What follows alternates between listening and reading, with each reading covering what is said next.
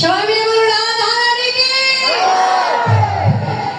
প্রেম সে বলিए राधा रानी की, गिरिधारी लाल की, राज बिहारी की। अच्छा ওরা তো নিকাল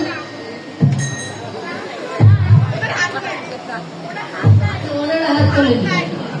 আসলে ব্যাপার আছে, এবার বুঝতে পেরেছি হাত তোলেনি কেন।